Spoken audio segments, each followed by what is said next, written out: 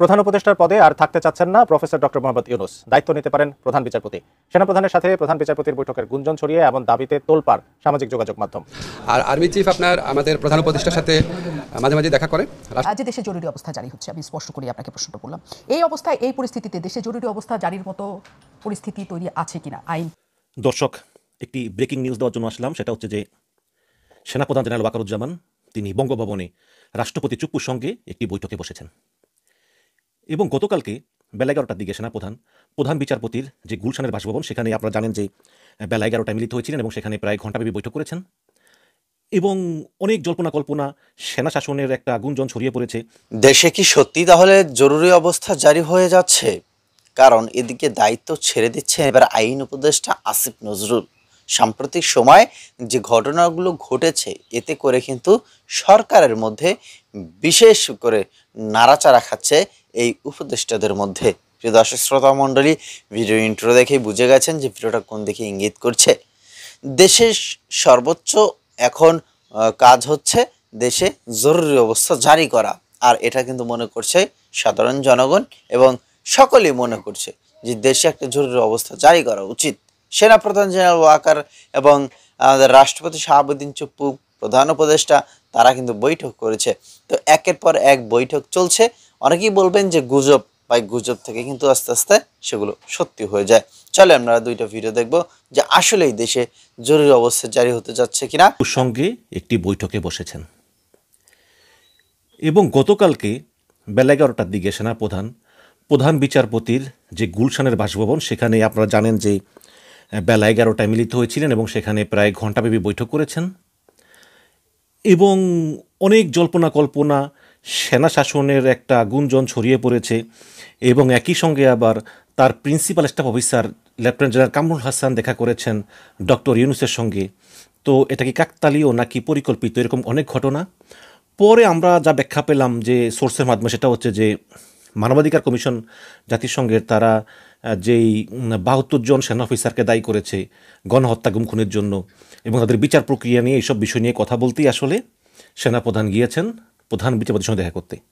তবে আমরা ধারণা করি যে এর ভিতরে তত্ত্বাবধায়ক সরকারের রূপরেখা বা তত্ত্বাবধায়ক সরকার কীভাবে গঠিত হতে পারে এবং তত্ত্বাবধায়ক সরকারের প্রধানের যোগ্যতা কী হবে, এসব বিভিন্ন বিষয় হয়তো তিনি প্রধান বিচারপতির সঙ্গে আলাপ আলোচনা করতে পারেন।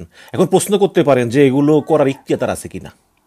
এখন আইনত তো থাকা উচিত না, বাট বর্তমানে যেহেতু স্পেশাল পরিস্থিতি এই কারণে হয়তো বা করেছেন। আপনারা জানেন যে 3 দিন কোনো সরকার ছিল না।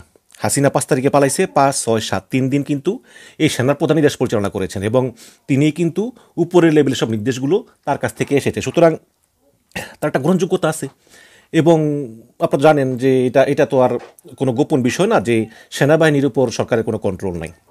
এখন সে একই প্রশ্ন, তিনি রাষ্ট্রপতি চুপ্পুর কাছে কেন গিয়েছেন? অনেকেই বলেন যে সেনাপ্রধান জরুরি অবস্থা ঘোষণার পায়তারা করতেছেন। জরুরি অবস্থা ঘোষণার পায়তারা করতেছেন এই কারণে তিনি গতকালকে প্রধান বিচারপতির কাছে মতামত নিতে গিয়েছিলেন এবং তারপর আজকে রাষ্ট্রপতি চুপ্পুর কাছে গিয়েছেন। কারণ সেনাপ্রধান ওয়াকার জরুরি অবস্থা ঘোষণা করতে চান এবং জরুরি অবস্থা ঘোষণা করে এই সরকারকে ব্যর্থতার দায়ভার নিয়ে পদত্যাগ করার জন্য চাপ সৃষ্টি করবেন। এই কারণে আজকে রাষ্ট্রপতি চুপ্পুর সঙ্গে পরামর্শ করতে গিয়েছেন। কিন্তু আমি এটাকে মোটেই সত্য মনে করি না। আমি জানি না সেনাপ্রধানের সঙ্গে রাষ্ট্রপতির কী কথা হচ্ছে। আমি সেখানে নাই, আমি কোনো সোর্স থেকেও পাইনি। কিন্তু কিছু যুক্তি আমি দিই। সেটা হচ্ছে কি যে রাষ্ট্রপতির কিন্তু কোনো ক্ষমতাই নাই জরুরি অবস্থা ঘোষণা করার। রাষ্ট্রপতি যে কোনো কাজ করবে সেটা তার করতে হবে প্রধানমন্ত্রীর সুপারিশ ক্রমে বা প্রধানমন্ত্রীর আদেশ ক্রমে। এখন প্রধানমন্ত্রী হিসেবে আছেন প্রধান উপদেষ্টা ডক্টর ইউনূস। সুতরাং ইউনূসের অনুমতি ছাড়া, ইউনূসের নির্দেশ ছাড়া রাষ্ট্রপতির কিছু করার ক্ষমতা নাই, শুধু 2টা বিষয় ছাড়া। কি সেই 2টা বিষয়? একটা হচ্ছে প্রধান বিচারপতি নিয়োগ আর একটা হচ্ছে প্রধানমন্ত্রী নিয়োগ। এই 2টা ছাড়া রাষ্ট্রপতির কিছু করার ক্ষমতা নাই। রাষ্ট্রপতি জরুরি অবস্থা জারি করার ক্ষমতা রাখেন না, এটাই বাস্তবতা। রাষ্ট্রপতি জরুরি অবস্থা জারি করেন প্রধানমন্ত্রীর পরামর্শক্রমে, আর এখন প্রধানমন্ত্রী হচ্ছে ইউনূস। সুতরাং এই সেনাপ্রধান চুপ্পুর সঙ্গে দেখা করতে যাওয়া নিয়ে বঙ্গভবনে যারা বলতেছেন যে জরুরি অবস্থা ঘোষণা করা হবে, আমি বলতেছি যে আসলে এটা সম্ভব না। তাহলে কেন গিয়েছেন? দেখুন, আমি মনে করি যে এই জেনারেল ওয়াকারুজ্জামান কিন্তু প্রায় বঙ্গভবনে যান, মাঝে মাঝে নিউজ হয়, মাঝে মাঝে হয় না। এখন যেহেতু পরিস্থিতি খুব টালমাটাল, এই কারণে এই নিউজটা হচ্ছে। আপনি দেখবেন যে হাসিনা পালিয়ে যাওয়ার পর ডক্টর ইউনূস সরকার আসার পর থেকে কিন্তু এই চুপ্পুকে কেউই পছন্দ করে না, কেউই পছন্দ করে না। না করার কারণও আছে, কারণ তিনি ছিলেন ফ্যাসিবাদের দোসর, স্বৈরাচারের দোসর। এই কারণে আপনি দেখেন যে এর আগে প্রতিবার যখন প্রধানমন্ত্রী বিদেশ যেত, যাওয়ার আগে বা আসার পরে রাষ্ট্রপতির সঙ্গে আলাপ করে রাষ্ট্রপতিকে অবহিত করত যে কি সফরে কি অর্জন হলো কি না হলো। ডক্টর ইউনূস একটা দিনের জন্য বঙ্গভবনে যাননি, কারণ তিনি মনে করেন যে রাষ্ট্রপতির সঙ্গে দেখা করার জন্য সেই উপযুক্ততাই তো এই রাষ্ট্রপতির নাই, সেই তো স্বৈরাচারের দোসর। ভালো কথা, এটা ডক্টর ইউনূসের নিজের ইচ্ছা, হতেই পারে। তার এই কথা তো মিথ্যা না, আসলেই তো চুপ্পু ছিল ফ্যাসিবাদের দোসর। তো এরপর থেকে আমরা দেখলাম যে সরকারের সঙ্গে আসলে রাষ্ট্রপতির যোগাযোগটা আসলে এই সেনাপ্রধানের মাধ্যমেই হয়। সেনাপ্রধান মাঝে মধ্যে গিয়ে তার সঙ্গে কথা বলেন, তাকে সঙ্গ দেন, ঈদের সময় গিয়ে তার সঙ্গে কথা বলেন। আবার দেখলাম বিভিন্ন সময় বঙ্গভবনে যে নামাজ পড়ানো হয় সেখানে সেনাপ্রধান ওয়াকারুজ্জামান ইমামতিও করেন। তো এরকম একটা কথাবার্তা আছে। এখন আমার মনে হয় যে রাষ্ট্রপতিকে যেই ব্রিফ করার একটা নিয়ম আছে সরকারের পক্ষ থেকে, এই কাজটা আসলে আনঅফিসিয়ালি সেনাপ্রধান করতেছেন। সেনাপ্রধান প্রায় সময় গিয়ে চুপ্পুকে বিভিন্ন বিষয় অবহিত করেন। এবং আপনারা জানেন যে এর আগে একটা বিষয় হয়েছিল যে চুপ্পুকে সরিয়ে প্রধান বিচারপতিকে রাষ্ট্রপতি বানানোর একটা প্রস্তাব সরকার দিয়েছিল, যে যে প্রধান বিচারপতি যদি একটা অধ্যাদেশ দেয় যে সংবিধানের 106 নম্বর ধারা অনুযায়ী রাষ্ট্রপতিকে অপসারণ করলাম, তাহলে এই বিচারপতি রেফাত আহমেদ তিনি রাষ্ট্রপতি হতে পারবেন। তিনি সেটা প্রত্যাখ্যান করেছেন। সেটা তো গত বছরের ঘটনা। এবং তারপরে আবার একটা অজুহাত ছিল যে চুপ্পুকে সরিয়ে দিতে হবে বা ওয়াকারকে সরিয়ে দিতে হবে। সরকারের ভিতরে কিন্তু একটা সরকার আছে। আপনারা যে দেখেন ইউনূস সরকার, তার পিছনে কিন্তু একটা সরকার আছে, তারা কিন্তু কলকাঠি নাড়তেছে। আপনি দেখেন যে যেই এনসিপি একসময় ডক্টর ইউনূসের প্রশংসায় পঞ্চমুখ ছিল, সেই এনসিপি এখন ইউনূসের বিরুদ্ধে। এনসিপির প্রভাবশালী নেত্রী মাহমুদা মিতু, ডক্টর মাহমুদা, তিনি ফেসবুকে গত পরশুদিন ডক্টর ইউনূসকে যে কী ভাষায় গালিগালাজ করেছেন, অবাক কাণ্ড। এখন ওই সরকারের ভিতরে গুপ্ত সরকারটা কিন্তু ডক্টর ইউনূসকে পছন্দ করতেছে না, কারণ ইউনূস নির্বাচন চায়, তাই না? সামনাসামনি কিছু বলে না। এই গুপ্ত সরকারটা, এদের ভিতরে উপদেষ্টারাও জড়িত আছে অনেক।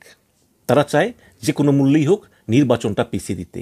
এই কারণ তারা ইউনূসের সঙ্গে থাকে এবং রাজনৈতিক দলগুলোর মিটিংয়ের সঙ্গে বামে ডানে থাকে, কিন্তু তারা মনে মনে চায় নির্বাচনটা আরও পিছিয়ে যাক এবং এমন একটা সরকার আসুক যাতে নির্বাচন যেভাবে না হয়ে একটা বিপ্লবী সরকার হয়ে বছর পর বছর দেশ চালায়।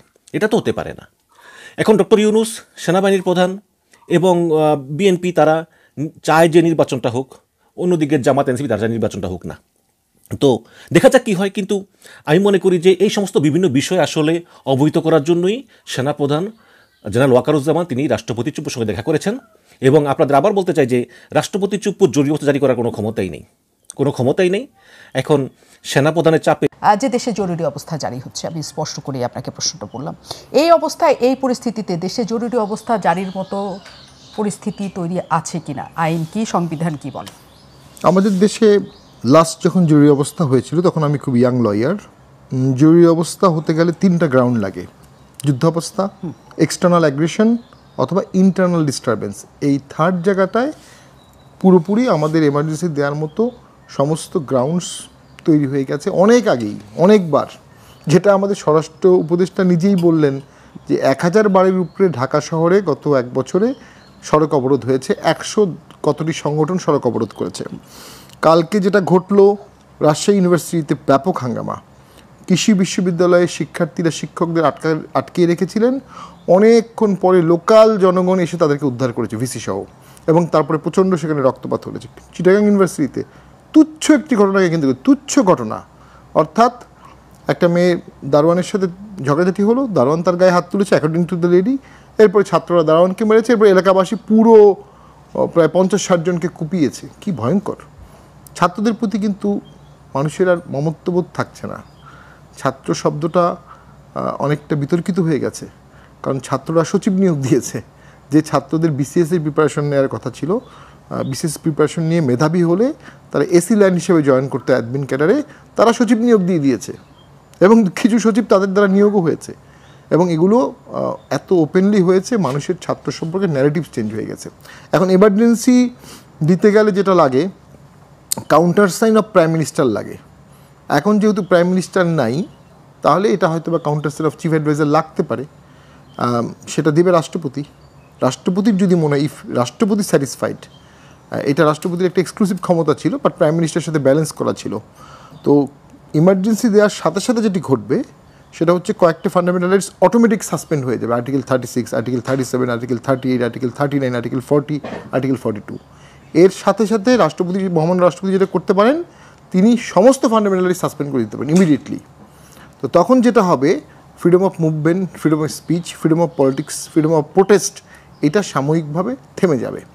আমরা লাস্ট 111 এক্সাম্পল যদি দেখি, যেদিন ঘোষণা করা হলো তার আগ পর্যন্ত লগি বৈঠা, মানুষ পিটিয়ে মারা হলো, দুই পক্ষ চরম দ্বন্দ্বের মধ্যে আছে। তারপরের দিন আমরা দেখি জলপাই রঙের গাড়িতে করে পুরো ঢাকা শহর কন্ট্রোলে আছে আর্মির, সব ঠান্ডা 1 সেকেন্ডের মধ্যে, with an state of emergency. তারপরে 2 বছর পরে ভোট হয়েছে। কেন এটা দরকার ছিল? কারণ যদি 2006 সালে ভোট হয়ে যেত, তাহলে সেই ভোটটা ভ্রান্ত ভোট হতে পারতো, যেটা মানে অভিযোগ 14-18 নিয়ে বা 24 নিয়ে, ওরকমই একটা ভোট হতো। কিন্তু 1,28,00,000 ভুয়া ভোটার ছিল সেখানে। এরশাদ স্যারের নমিনেশন বাতিল করে দেওয়া হয়েছিল 2006 সালে। ইনফ্যাক্ট খুব সারপ্রাইজিংলি এরশাদ স্যারের নমিনেশন বাতিল করার পরেই ইমার্জেন্সি চলে আসে। মানে আমি নিজেও অ্যানালাইসিস করে দেখেছি, যতবার জাতীয় পার্টিকে ডিস্টার্ব করা হয়েছে অন্যায়ভাবে, তারপরে একটা পট পরিবর্তন ঘটে গেছে। এটা অনেকবার ঘটেছে। অলৌকিক নাকি অন্য কোনো ক্ষমতা? অলৌকিক না, হয়তোবা পাওয়ার ভারসাম্যে গিয়ে মণ্ডলী, আশা করছি পুরো ভিডিও জুড়ে আমাদের সাথে ছিলেন। এখন দেশের জরুরি অবস্থা জারি হোক, এই বিষয়টা কে কে চাচ্ছেন যে আসলেই এটা হয়ে যাক। এবং হ্যাঁ, দায়িত্ব ছাড়ার কথা আইন উপদেষ্টা আসিফ নজরুল। অনেকে বললাম না যে শুরুতেই যে গুজব, এই গুজব থেকেই সত্যি হয়ে যায়, ধীরে ধীরে সত্যি হয়ে যাবে। এবং আমরা এটাও শুনেছি যে সেনাপ্রধান জেনারেল ওয়াকার, তার পরিবর্তনে আরেকজন সেনাপ্রধান হচ্ছে। তো এইগুলো আসলে কোথা থেকে আসে? এগুলো দেখা যায় যে চিপা চাপা কোনাখানি থেকে কিছু ঘটলেও কিছু রটে, কিছু রটলে কিছু ঘটে, মানে এরকমটা আমরা জানি। তো যাই হোক, শেষ পর্যন্ত দেখা যাক। তবে এই অন্তর্বর্তীকালীন সরকার প্রধান উপদেষ্টা ডক্টর ইউনূসের মুখের হাসি কিন্তু বন্ধ হয়ে গেছে, তার চোখের ঘুম কিন্তু নষ্ট হয়ে গেছে, তার কিন্তু চোখে ঠিকঠাক মতো ঘুম হয় না। তো যাই হোক, ভালো থাকবেন, শেষ পর্যন্ত দেখা যাক কি হয়। এবং আমরা চাই অন্তত পক্ষে দেশটা ভালো চলুক। এবং আমরা শুরু থেকে চাচ্ছিলাম অন্তত এই সরকার, অন্তর্বর্তীকালীন সরকার, মানুষকে যতদিনই থাকবে তারা মানুষকে যেন ভালো রাখতে পারে। কিন্তু মানুষকে আসলে ভালো আছে? জানাবেন আপনাদের মতামত।